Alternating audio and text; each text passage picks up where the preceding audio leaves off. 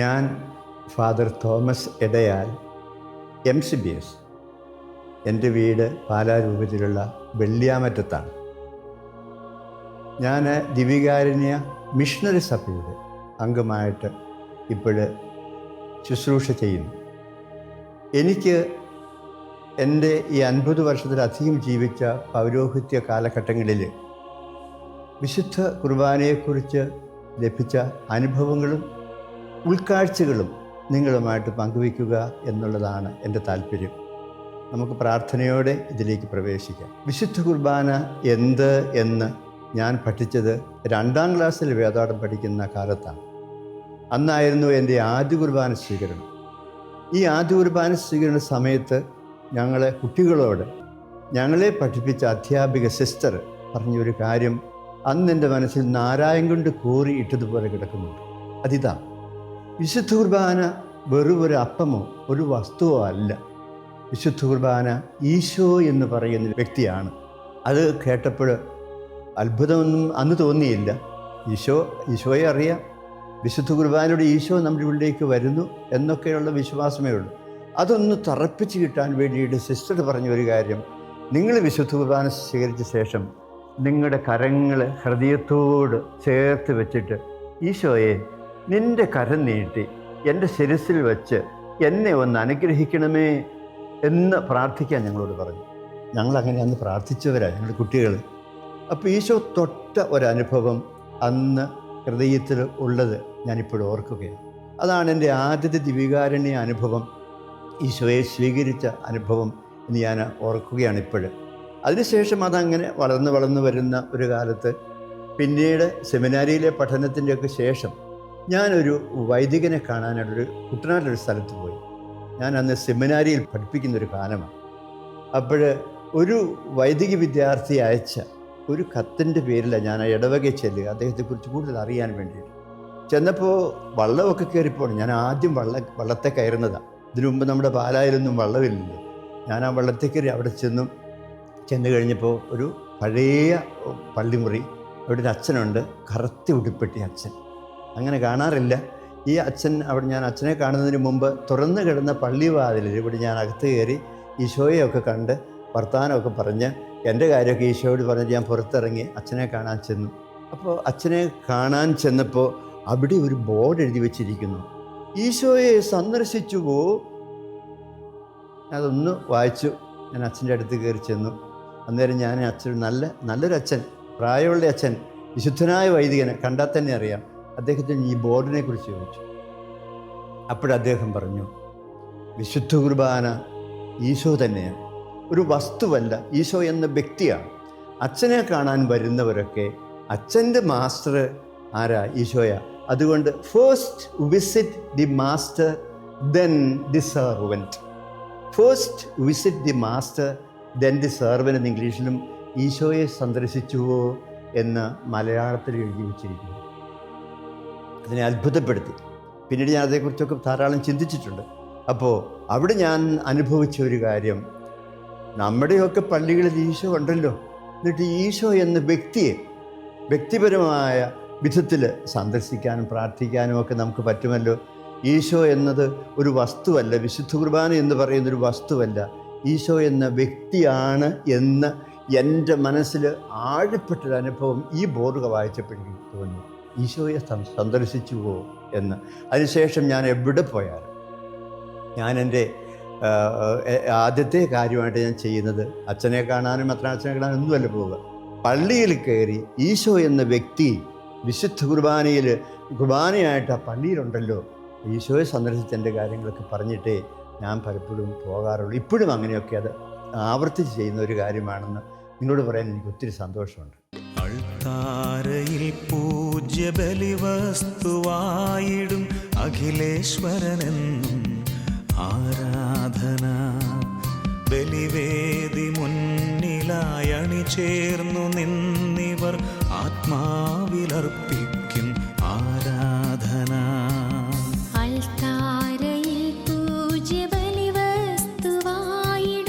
അഖിലേശ്വരനെന്നും ആരാധന.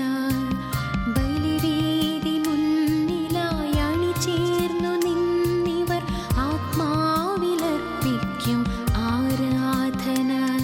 ദിവികാരുണ്യ മിഷണറി സഭയുടെ ഒരംഗമാണ് ഞാൻ. അതിനാൽ തന്നെ വിശുദ്ധ കുർബാനയെക്കുറിച്ച് കൂടുതൽ പഠിക്കാനും വായിക്കാനും ധ്യാനിക്കാനും തിരുമുമ്പിൽ ഇരിക്കാനുമൊക്കെയുള്ള ഒരു വിളി എനിക്കുണ്ട്. അത് ഞാൻ തിരിച്ചറിഞ്ഞത് 1933 ദിവികാരുണ്യ മിഷണറി സഭ MCBS ആരംഭിച്ചത്. ഞാൻ ഈ മിഷണറി സമൂഹത്തിൻ്റെ അംഗമായി വന്നു ചേർന്നു. എൻ്റെ പഠനമൊക്കെ തന്നെ ഈ സഭയുടെ സെമിനാരികളിലും മംഗലപ്പുഴ സെമിനാരിലും കാർമലീറ്റ് സെമിനാരിലും ഒക്കെ ആയിരുന്നു. ഈ സഭയുടെ അംഗം, അതായത് വിശുദ്ധ കുർബാനയെക്കുറിച്ച് പഠിപ്പിക്കാനും പ്രഘോഷിക്കാനും വിശുദ്ധ കുർബാനയെ ജീവിതമാക്കി മാറ്റാനുമുള്ള ഒരു ദൈവവിളി എനിക്ക് ഈ സഭയിലൂടെ കിട്ടുന്നു എന്ന് ഞാൻ മനസ്സിലാക്കിയ അന്ന് മുതൽ എവിടെയൊക്കെ കുർബാനയെക്കുറിച്ച് വായിക്കാൻ പറ്റുമോ വായിക്കും, പഠിക്കാൻ ശ്രമിക്കും, പ്രഘോഷിക്കാൻ ശ്രമിക്കും. ഒപ്പം വിശുദ്ധ കുർബാന ഈശോയാകുന്നു എന്ന ആ മഹാസത്യം പ്രഘോഷിക്കാനും പഠിപ്പിക്കാനും എനിക്ക് ഒരുപാട് അവസരങ്ങൾ കിട്ടി. ആ അവസരങ്ങളെയൊക്കെ ഞാൻ ഉപയോഗിക്കാൻ ശ്രമിച്ചിട്ടുണ്ടെന്നാണ് എൻ്റെ ബോധ്യം. അങ്ങനെ ഇരിക്കുമ്പോഴാണ് ഒരു വായന എൻ്റെ മനസ്സിൽ വന്നുവിട്ടത്. വിശുദ്ധ കുർബാന ഈശോയാകുന്നു. ഞാൻ നേരത്തെ സൂചിപ്പിച്ചതുപോലെ ഈശോ വിശുദ്ധ കുർബാന ഒരു വസ്തുവല്ല, ജീവിക്കുന്ന വ്യക്തിയാണ് എന്ന് തിരിച്ചറിയുക.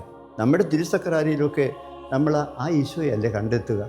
നിങ്ങളൊരു പക്ഷേ കേട്ടിട്ടുണ്ടാകും OV വിജയൻ എന്ന് പറയുന്ന ഖസാക്കിൻ്റെ ഇതിഹാസം എന്ന് പറയുന്ന പ്രസിദ്ധമായ നോവലൊക്കെ എഴുതിയ OV വിജയൻ എന്ന കഥാകൃത്ത്. അദ്ദേഹത്തിൻ്റെ മാതൃഭൂമിയിൽ വന്നൊരു ലേഖനം, ഞാൻ വിശ്വാസിയായിരിക്കുന്നേ എന്നും പറഞ്ഞ് വന്നൊരു ലേഖനമുണ്ട്. അദ്ദേഹവും ഒരു സുഹൃത്തും കൂടി ഒരു പെസഹ വ്യാഴാഴ്ച ഡൽഹിയിലെ ഗോൾഡ ഖാന പള്ളിയിൽ പോയി. വെറുതെ ക്യൂരിയോസിറ്റിയുടെ പേരിൽ പോയതാണ്. വൈകുന്നേരമാണ് അവിടെ ശുശ്രൂഷ. കൂട്ടുകാരനൊരു ക്രിസ്ത്യാനാണ്. അദ്ദേഹത്തോട് ചേർന്ന് ഈ OV വിജയൻ എന്ന് പറയുന്ന സാഹിത്യകാരനും പള്ളിയിൽ കയറിയിരുന്നു. അപ്പോൾ 2 വൈദികർ, അദ്ദേഹം ഇങ്ങനെയാട്ടോ എഴുതുന്നത്, 2 വൈദികർ, ഒരു ജൂനിയർ വൈദികനും ഒരു സീനിയർ വൈദികനും കൂടെ വന്നു, പ്രത്യേക വസ്ത്രമൊക്കെ ധരിച്ച്. എന്നിട്ട് ഒരു താലത്തിൽ വെള്ളമെടുത്ത് ഒരു വൻകച്ചിയും അരയിൽ ചുറ്റി എന്ന് നമ്മൾ പാടുന്നത് പോലെ അവിടെ ഇരുന്ന 12 പേരുടെയും കാലുകൾ കഴുകി. അതിനുശേഷം അവിടെയുള്ള മേശ, അൾത്താര, അവിടെ ചെന്ന് കുറേ പ്രാർത്ഥനകളൊക്കെ പറഞ്ഞു. ഒരു പാത്രത്തിൽ സൂക്ഷിച്ചിരുന്ന കുറേ അപ്പക്കഷ്ണങ്ങളും ഒരു ചഷകത്തിൽ സൂക്ഷിച്ച് വീഞ്ഞും എടുത്ത് കുറേ പ്രാർത്ഥനകളൊക്കെ എന്തൊക്കെയോ പറഞ്ഞു. അതിനുശേഷം ഈ പ്രാർത്ഥന കഴിഞ്ഞപ്പോൾ എല്ലാവരും വരിയായിട്ട് നിരനിരയായിട്ട് ആ അൾത്താരയുടെ ഭാഗത്ത്, അദ്ദേഹത്തിന് ഇതൊന്നും അറിഞ്ഞുകൂടാ കേട്ടോ, ഇതൊരു അക്രൈസ്തവനാണ്, എല്ലാവർക്കും ഉള്ളതാകുന്നു വിശുദ്ധ കുർബാന എന്ന് അവിടെ പറയുന്നത് കേട്ടുകൊണ്ട് അദ്ദേഹവും നിരചേർന്നു. തൻ്റെ സുഹൃത്ത് ചെയ്തതുപോലെ ഒരപ്പക്കഷ്ണം എടുത്ത് ഈ ചഷകത്തിൽ മുക്കിയിട്ട് തൻ്റെ നാവിൽ വെച്ചു. അദ്ദേഹം അത് ഭക്ഷിച്ചു. അദ്ദേഹം എഴുതുകയാണ്, ഈ മാതൃഭൂമി ആഴ്ചപ്പതിപ്പിൽ എഴുതുകയാണ്, ആ അപ്പകഷ്ണം സ്വീകരിച്ചപ്പോൾ എൻ്റെ മനസ്സിലൊരു അഗ്നിപ്രവാഹമുണ്ടായേ എന്ന്. നമുക്കറിയാം അദ്ദേഹം അക്രൈസ്തവനാണെന്ന്, കുർബാന സ്വീകരിക്കുന്ന കാര്യമെന്ന് അദ്ദേഹത്തിന് അറിഞ്ഞുകൂടെ. എങ്കിൽ പോലും ഒരു വിശുദ്ധ കുർബാന സ്വീകരണത്തിൻ്റെ മഹത്വം പ്രഖ്യാപിക്കപ്പെട്ടത് അദ്ദേഹം കുറിച്ചു വെച്ചു. പിന്നീട് മാതൃഭൂമി ആഴ്ചപ്പതിപ്പിൽ ഇന്നും ആ പേപ്പർ കട്ടിങ് എൻ്റെ കയ്യിലിരിപ്പുണ്ട്. ഞാനത് കളയാതെ സൂക്ഷിച്ചു വെച്ചിരിക്കും, കാരണം അതൊരു വലിയ സാക്ഷ്യമായിട്ട് ഞാൻ ഓർക്കുകയാണ്. അപ്പോൾ വിശുദ്ധ കുർബാന ഈശോയാകുന്നു, കർത്താവിൻ്റെ സാന്നിധ്യം ഈ കൂദാശയിൽ. വിശുദ്ധ കുർബാന കൂദാശയാണ്, അത് ഈശോയുടെ സാന്നിധ്യമുള്ള കൂദാശയാണ്. അവൻ സത്താപരമായും യഥാർത്ഥമായും നിത്യമായും, അതാണ് ത്രന്തോസ് സൂനോദോസ് ഉപയോഗിക്കുന്ന വാക്കുകൾ. ഈശോ ഇതിനകത്തുണ്ട്, അല്ലെങ്കിൽ ഈശോ ഇതുതന്നെയാകുന്നു എന്ന വലിയ ബോധ്യം നമുക്കെപ്പോഴും ആ ബോധ്യത്തിലാണ് അടിയുറച്ച് വളരേണ്ടതെന്ന ബോധ്യം എനിക്കുണ്ട്. അതുകൊണ്ട് ഓരോ കുർബാന അർപ്പണവും എന്നെ സംബന്ധിച്ചിടത്തോളം ഈ കർത്താവിനെ കണ്ടുമുട്ടുന്ന ഒരനുഭവം. ആ അനുഭവത്തിൽ പലപ്പോഴും എനിക്ക് ഒരുപാട് കൃപകൾ കിട്ടിയിട്ടുണ്ടെന്നാണ് എൻ്റെ ബോധ്യം. എനിക്ക് പറയാനുള്ളതെല്ലാം ഞാൻ കരങ്ങളിലെടുക്കുന്ന ഈശോടിയാണ്. നിങ്ങൾക്കറിയാം, നമ്മുടെ കുർബാനയിൽ അങ്ങനെ ഒരു സമയമുണ്ട്. അതായത് കൂദാശാവതനങ്ങൾക്ക് ശേഷം അപ്പം മുറിക്കൽ ശുശ്രൂഷ എന്ന് പറയുന്ന ആ ഭാഗത്ത് വരുമ്പോൾ ഈശോയെ കരങ്ങളിലെടുത്ത് വൈദികൻ പ്രാർത്ഥിക്കുന്നൊരു പ്രാർത്ഥനാ സമയമുണ്ട്. അപ്പോഴാണ് ഞാൻ ഈശോയും തമ്മിൽ പലപ്പോഴും കണ്ടുമുട്ടാറുള്ളത്. എനിക്ക് പറയാനുള്ളത് എന്തെങ്കിലും അവിടെ എൻ്റെ പരാതിയാകട്ടെ, വിഷമമാകട്ടെ, സങ്കടമാകട്ടെ, എല്ലാം ഞാൻ ഈശോയോട് പറയുന്നു. വലിയൊരു അനുഭവം ഈ കുർബാന അർപ്പണം എനിക്ക് തരുന്നുണ്ട് എന്നെൻ്റെ ബോധ്യം. ആ ഒരു ബോധ്യത്തിൽ നിന്നാണ് എൻ്റെ കുർബാനയിലെ പല അനുഭവങ്ങളും ഞാൻ പലരോടും പങ്കുവെക്കാറുള്ളത് എന്ന് ഓർക്കുന്നു. വിശുദ്ധ കുർബാന ഈശോയാണെന്നും ഈശോ ജീവിക്കുന്നവനാണെന്നും അവൻ നമ്മുടെ ഹൃദയത്തിലേക്ക് എഴുന്നള്ളി വരുന്ന യോഹന്നാൻ സുവിശേഷം 6-ാം അധ്യായത്തിൽ പറയുന്നതെല്ലാം പൂർത്തീകരിക്കപ്പെട്ട അനുഭവമായിത്തീരുന്നത് ഒരു വിശുദ്ധ ബലി അർപ്പണത്തിലൂടെ, വിശുദ്ധ കുർബാന സ്വീകരണത്തിലൂടെയാണ് എന്ന് കുറച്ചുകൂടി ആഴപ്പെട്ട ഒരു അക്രൈസ്തവൻ്റെ ബോധത്തിൽ നിന്ന് ഞാൻ മനസ്സിലാക്കിയത്, അനുഭവിച്ചതും ഈ വിശുദ്ധ കുർബാന എന്നും അർപ്പിക്കുന്ന വിശുദ്ധ കുർബാന എന്നാണെന്ന് പറയാൻ എനിക്ക് വളരെ സന്തോഷമുണ്ട്.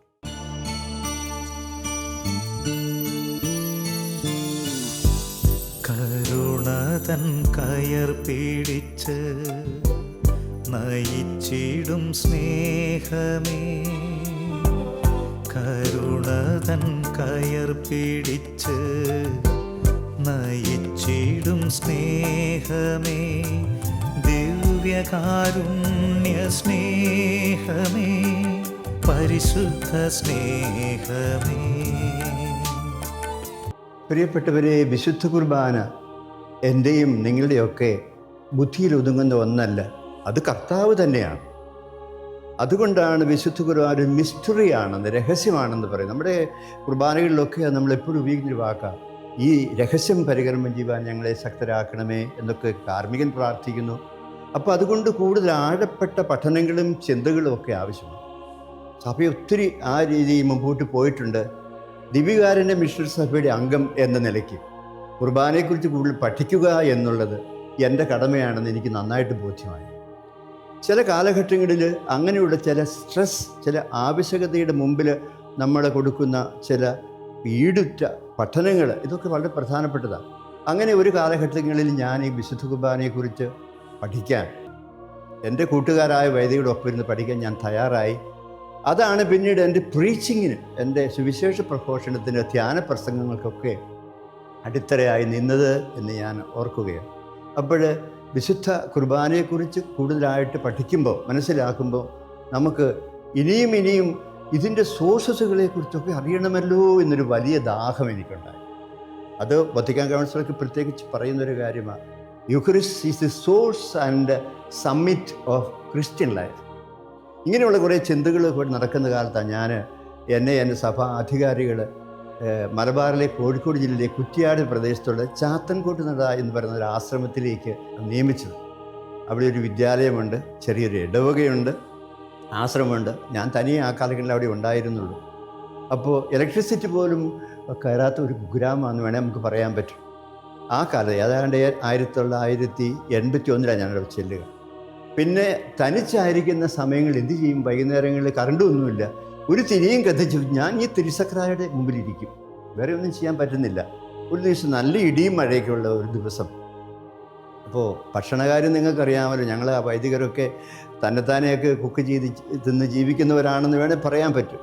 പക്ഷേ എനിക്ക് ആ പണി അറിയത്തില്ലാത്തത് കൊണ്ട് ഒരു കാരണവർ വന്ന് എനിക്ക് ഇച്ചിരി കഞ്ഞി വെച്ച് തരും വൈകുന്നേരം. ഞാൻ അത്താഴം കുടിക്കുന്നതിന് മുമ്പുള്ള കുറേ സമയം ഈ തിരുമുമ്പിൽ ഇരിക്കുക എന്ന് പറയുന്നത് എൻ്റെ ഒരു ശീലമാണ്, ഒരു ശീലമായിട്ട് മാറ്റിയെടുത്ത് ഞാനത്. അപ്പോൾ പള്ളിയിൽ ഇങ്ങനെ ഒരു തിരിയും കത്തിച്ച് വെച്ച് ഇരിക്കുമ്പോൾ ഞാനൊരു ശബ്ദം കേട്ടു. എനിക്ക് ഉണ്ടാക്കി വച്ചിരിക്കുന്ന കഞ്ഞി, നമ്മൾ ഈ കഞ്ഞിയൊക്കെ ഉണ്ടാക്കിയിട്ട് തലങ്കുത്തിൽ അതിൻ്റെ വെള്ളം പാർന്ന് പോകുമ്പോൾ വെക്കുകയല്ലേ, അങ്ങനെയുള്ള ഒരു ചെറിയ പാത്രത്തിൽ കഞ്ഞി വെച്ച് വെച്ചിരിക്കുന്ന സ്ഥലത്ത് നിന്നാണ് ശബ്ദം കേട്ടത്. ഞാൻ ടോർച്ചൊക്കെ അടിച്ചുകൊണ്ട് ചെന്നപ്പോൾ ഒരു ചാവാലിപ്പട്ടി എനിക്കുള്ള അത്താഴം വീഴും തിന്നുകൊണ്ടിരിക്കും. ഞാൻ ഏതായാലും ഒന്നും വേണ്ടിയില്ല, ആ പട്ടിയെ ഓടിച്ചു വിട്ടുമില്ല. അത് ഞാൻ തിരിച്ച് ചാപ്പലിൽ വന്നു. ചാപ്പൽ പറയുന്നത് വേറെ ചെറിയ മുറിയാണ്, തമ്പുരാൻ്റെ മുറിയാണ്. അത് അവിടെ ഇരുന്ന് ഞാൻ ഈശോയോട് പറയാൻ തുടങ്ങി. അപ്പോഴാണ് ഈ കുരിശിലേക്ക് ഞാൻ നോക്കിയത്. ഞാൻ ഈ കുരിശിലെ ഈശോയോട് പറഞ്ഞു, ഈശോയെ, വീട്ടിലൊന്നും അത്താഴമില്ലാതെ ജീവിക്കേണ്ട ഗതികേട് എനിക്ക് വന്നിട്ടില്ല. ഇന്ന് ഞാൻ ഇവിടെ വന്നിട്ട്, ഈ കുഗ്രാമത്തിൽ വന്നിട്ട് തനിയെ ജീവിക്കുന്ന സമയത്ത് എനിക്ക് അത്താഴം പോലും ഇല്ലല്ലോ. ഞാനിങ്ങനെ കർത്താവിൻ്റെ പരാതിപ്പെടാൻ തുടങ്ങി. നിങ്ങൾ നോക്ക്, കർത്താവിൻ്റെ ക്രൂശ് രൂപത്തിലേക്ക് നമ്മൾ നോക്കുമ്പോൾ അവിടെ ഒട്ടിയ വയറുമായിട്ട് കുരിശിൽ കിടക്കുന്ന കർത്താവ്, അവനെന്നോട് സംസാരിക്കാൻ തുടങ്ങി. ഞാനും കർത്താവ് മാത്രമേ ഉള്ളൂ. ഈശോ പറഞ്ഞു, നിനക്ക് ഈ ഒരു ദിവസത്തെ പ്രശ്നമല്ലേ ഉള്ളൂ, നീ എന്നെ ഒന്ന് നോക്ക്, എൻ്റെ വയറൊന്ന് നോക്ക്. ഞാനൊന്നും കഴിക്കാത്ത ഈ പീഡനം സഹിച്ച് കുരിശിൽ കിടക്കുന്നവനാണ്. നീ എന്നോട് സാദൃശ്യപ്പെട്ടുകൊള്ളാമെന്നുള്ള വാഗ്ദാനം കൊണ്ടല്ലേ പുരോഹിതനായത്. ഏതായാലും കുറച്ചു നേരം ഞാൻ ആ കുരിശിൻ്റെ മുമ്പിൽ ഇതുപോലെ ധ്യാന നിർലീനനായിട്ട് അവിടെ ഇരുന്നു. കുരിശിലെ ഈശോ വീണ്ടും എന്നോട് സംസാരിക്കാൻ തുടങ്ങി. എൻ്റെ പരാതികൾ അതോടുകൂടി തീർന്നു. എൻ്റെ വിശപ്പും തീർന്നു, പിന്നെ ബാക്കിയൊന്നുമില്ല. എന്ത് ത്യാഗം സഹിക്കേണ്ടി വന്നാലും നിൻ്റെ പിറകെ ജീവിക്കാമെന്നുള്ള തീരുമാനം ഞാൻ ഒന്നുകൂടി നവീകരിക്കുന്നു എന്ന് പറഞ്ഞിട്ടൊക്കെയാണ് ഞാനന്ന് ചാപ്പലിൽ നിന്ന് ഇറങ്ങിപ്പോയത്. ഞാൻ ഓർക്കുകയാണ്. അതെന്നെ വല്ലാത്ത ചില പാഠങ്ങളിലേക്ക് നയിച്ചു. എന്ത് കുറവ് വന്നാലും ഒരിക്കലും പരാതിപ്പെടില്ല. ഇല്ലായ്മ വന്നാലും ഉള്ളായ്മയാണ് ഉള്ളതെങ്കിലും ഞാൻ ഒന്നിനും പരാതിപ്പെട്ടില്ല. എൻ്റെ ജീവിതത്തിൽ വന്ന് ഭവിക്കുന്ന കാര്യങ്ങളെക്കുറിച്ച് ഞാൻ എപ്പോഴും വേറൊരു മനോഭാവം സൂക്ഷിക്കും എന്നുള്ള മട്ടിൽ ചില തീരുമാനങ്ങളിലേക്ക് പോയി, ചില നിലപാടുകളിലേക്ക് ഞാൻ പോയി. ഈ ക്രൂശിന് എന്നെ പഠിപ്പിച്ച വലിയൊരു പാഠമുണ്ട്. വിശുദ്ധ കുർബാന എന്ന് പറയുന്നത് സാക്രമെൻ്റ് കൂദാശ മാത്രമല്ല, അതൊരു സാക്രിഫൈസും കൂടിയാണ് എന്ന് നമ്മൾ ഓർക്കുകയാണ്. ഈ ബലിയായ ഈശോ എല്ലാ ദിവസവും നമ്മളോട് സംസാരിക്കുന്നുണ്ട്. നമ്മുടെ ജീവിതത്തെ രൂപപ്പെടുത്തുന്നതും രൂപാന്തരപ്പെടുത്തുന്നതെല്ലാം ഈ കുർബാന എന്ന ബലിയാകുന്നു എന്ന് പറയാൻ എനിക്ക് ഒരുപാട് സന്തോഷമുണ്ട്. എൻ്റെ വ്യക്തിപരമായ ജീവിതത്തിൽ ഈ ക്രൂശിതൻ ആയ ഈശോ തൻ്റെ ജീവിതം ബലിയായി അർപ്പിച്ചവൻ ഒരുപാട് പാഠങ്ങൾ അവൻ്റെ കുരിശിൽ നിന്ന്, അവൻ്റെ ബലിയിൽ നിന്ന് എന്നെ പഠിപ്പിച്ചെന്ന് പറയാൻ എനിക്ക് ഒരുപാട് സന്തോഷമുണ്ട്.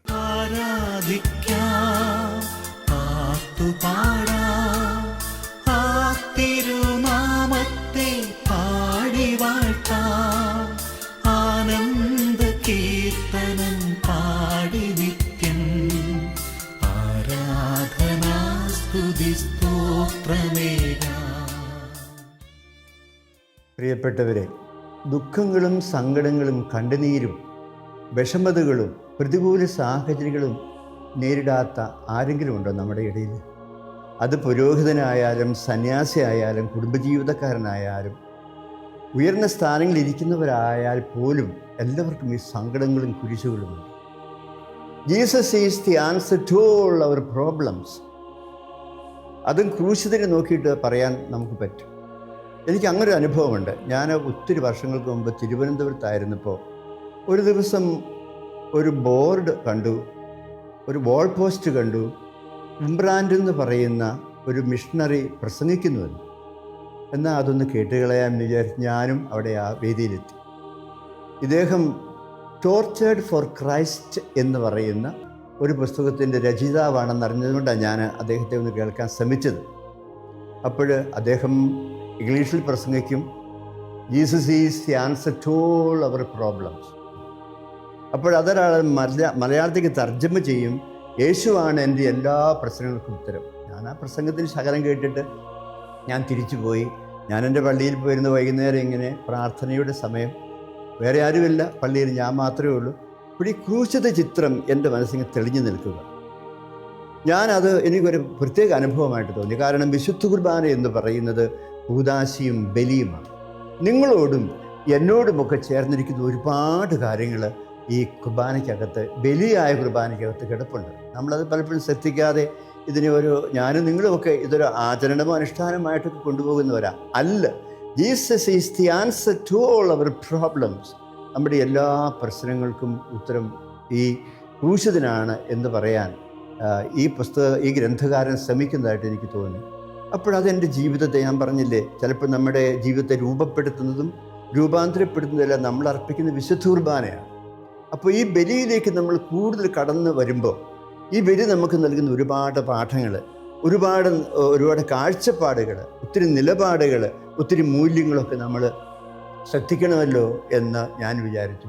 അപ്പോൾ ഇദ്ദേഹം പറഞ്ഞു, Jesus is the answer to all our problems എന്ന്. എൻ്റെ എല്ലാ പ്രശ്നങ്ങൾക്കും എങ്ങനെയാണ് വിശുദ്ധ കുർബാന ഉത്തരമായി തീരുക? നമ്മുടെയൊക്കെ പ്രശ്നം ഏതാ? അപ്പോൾ ഞാനൊരു കാര്യം മനസ്സിലാക്കി, ചിലപ്പോൾ ആരോടെങ്കിലും മനസ്സിൽ ഈർഷ എന്ന് നമ്മൾ പറയല്, ഒരു ബുദ്ധിമുട്ട് തോന്നിയ അവസരങ്ങളുണ്ടാകാം.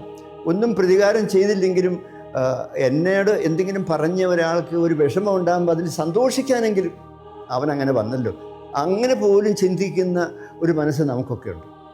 അപ്പോൾ നമ്മൾ കുരിശിലേക്ക് നോക്കിക്കഴിയുമ്പോൾ അവൻ്റെ കുർബാനയാകുന്ന സഹനത്തിൻ്റെ ആകത്തുകയിലേക്ക് നമ്മൾ നോക്കിക്കഴിയുമ്പോൾ ഇതിനൊക്കെ ഉത്തരം അവിടെയുണ്ട്.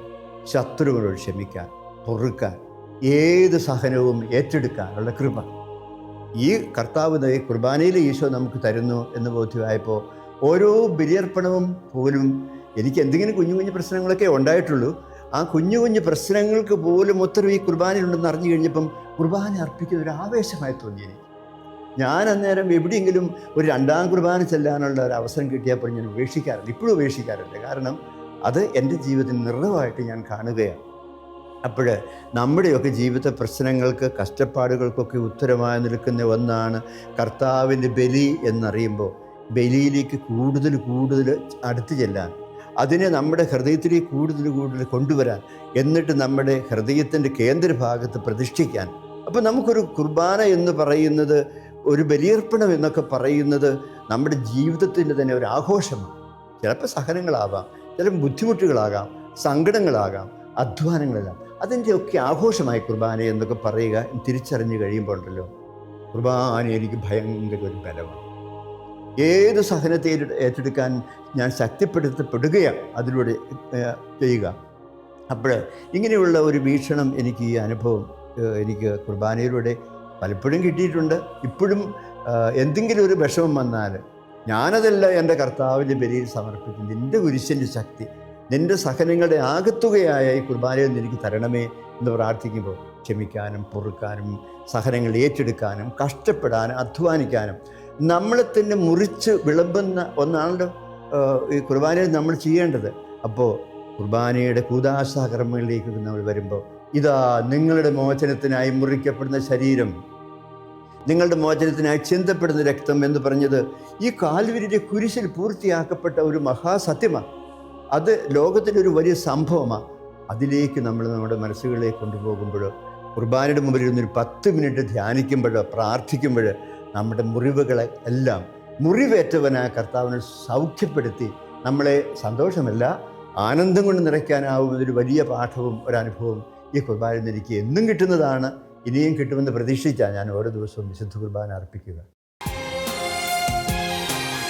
എല്ലാ നേരവും സ്തുതി പാടും ആത്മാവിൽ വാഴുന്ന ഈശോയ്ക്ക്, എല്ലാ നേരവും സ്തുതി പാടും ആത്മാവിൽ വാഴുന്ന ഈശോയ്ക്ക്.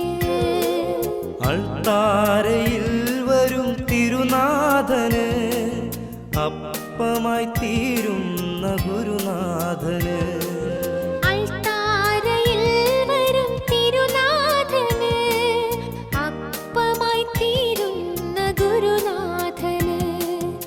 ആരാധനയുടെ പൊൻചിറകിൽ ആത്മാവിലലിഞ്ഞു ഞാൻ പറന്നുയരും, മാലാഖമാർ ചേർന്നു പാടുന്നു ഹല്ലേലൂയ ഹല്ലേലൂയ.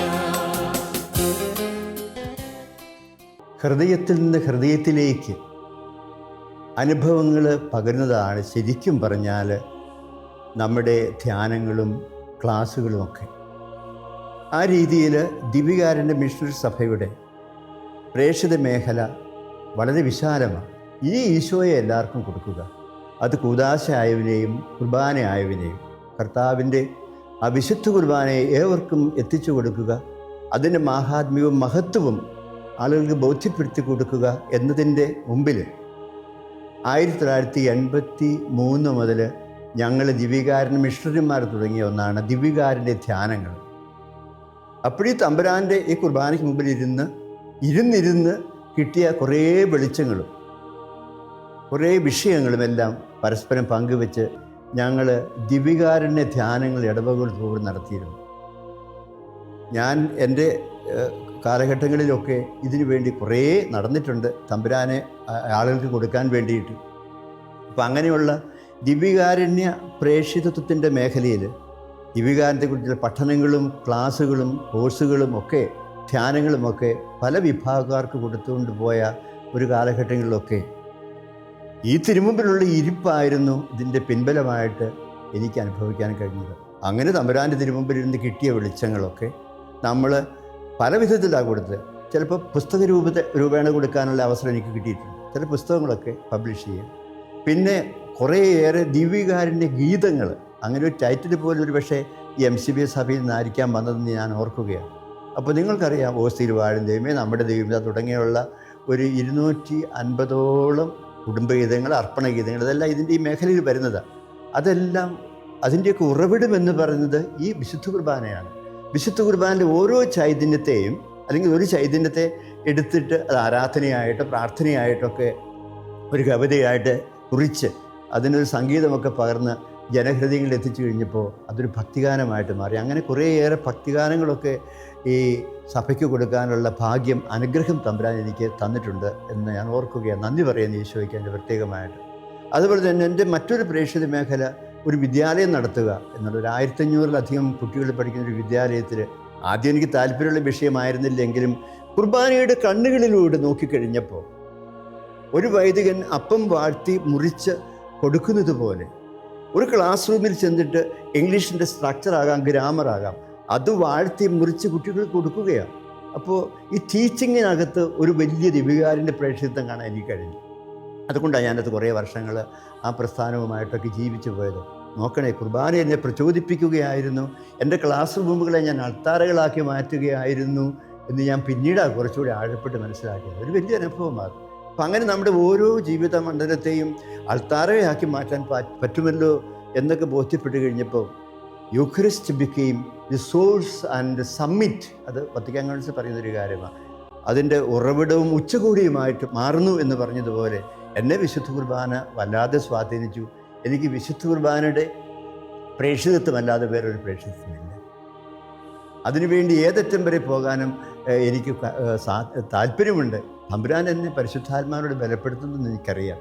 അപ്പോൾ നമ്മൾ അർപ്പിക്കുന്ന വിശുദ്ധ കുർബാന ഒറ്റപ്പെട്ട ഒരു ആചരണവും അനുഷ്ഠാനവും അല്ലെന്നും അത് നമ്മുടെ ജീവിതത്തിലേക്ക് കടന്നു വരുന്ന ഒരു ചൈതന്യത്തിൻ്റെ ഉറവിടമാണെന്നും അതിലൂടെ നമ്മൾ ഈശോയെ തന്നെയാണ് കൊടുക്കുന്നതെന്നും അത് കൊടുക്കാൻ വേണ്ടിയിട്ടാണ് നമ്മളെല്ലാവരും, അത് കുടുംബത്തിലായാലും പൗരോഹിത്യത്തിലാകാം സന്യാസത്തിലായാലും ഒക്കെ കുർബാനയാണ് അതിൻ്റെ സോഴ്സ് എന്നും തിരിച്ചറിഞ്ഞപ്പോൾ ഈ കുർബാന ശരിക്കും ഒരു ജീവിത അനുഭവമായി മാറിയെന്ന് പറയാൻ എനിക്ക് ഏറെ സന്തോഷമുണ്ട്. എന്നും നമുക്ക് ഈ കുർബാനയാകട്ടെ. പ്രഭാതത്തിലൊരു വിശുദ്ധ കുർബാന അർപ്പിച്ച് ആ ദിവസത്തെ മുഴുവൻ കർത്താവിൻ്റെ കരങ്ങളിൽ ഒരു ബലിയായിട്ട് കൊടുത്ത് ആ ബലി തന്നെ നമ്മുടെ ജീവിതത്തിൻ്റെ സ്രോതസ്സാക്കി ശക്തിയുടെ ഉറവിടമാക്കി നമ്മൾ മാറ്റി കഴിയുമ്പോൾ കുർബാനയും ജീവിതവും തമ്മിലുള്ള ഒരു ഉൾച്ചരട്, ഒരു ബന്ധം നമുക്ക് സൂക്ഷിക്കാൻ സാധിക്കുന്നു എന്നറിയുക. നമുക്കതുകൊണ്ട് കുർബാനയെ സ്നേഹിക്കാം. കുർബാനയ്ക്ക് നമുക്ക് നല്ല പ്രാധാന്യം കൊടുക്കാം. നന്നായിട്ട് കുർബാന അർപ്പിക്കാനാവട്ടെ, യോഗ്യതയോടെ വിശുദ്ധിയോടെ ബലി അർപ്പിക്കാനാവട്ടെ, പറ്റുമ്പോഴൊക്കെ ഈ കുർബാന മുമ്പിൽ ഇപ്പോൾ ഇരിക്കാനാവട്ടെ. എന്നിട്ട് നമ്മുടെ എല്ലാ പ്രശ്നങ്ങളും പ്രതിസന്ധികളുമൊക്കെ കുരിശിൻ്റെ കീഴെ നമുക്ക് ഇറക്കി വയ്ക്കാനാവട്ടെ. അപ്പം നമ്മൾ അർപ്പിക്കുന്ന വിശുദ്ധ കുർബാന നമ്മുടെ ജീവിതത്തിൻ്റെ നിറവായിട്ട് മാറും എന്ന് പറയാൻ ഞാൻ ധൈര്യപ്പെടുക. കർത്താവ് അതിന് നമ്മളെ എല്ലാവരെയും പ്രാപ്തരാക്കട്ടെ. ആമേൻ.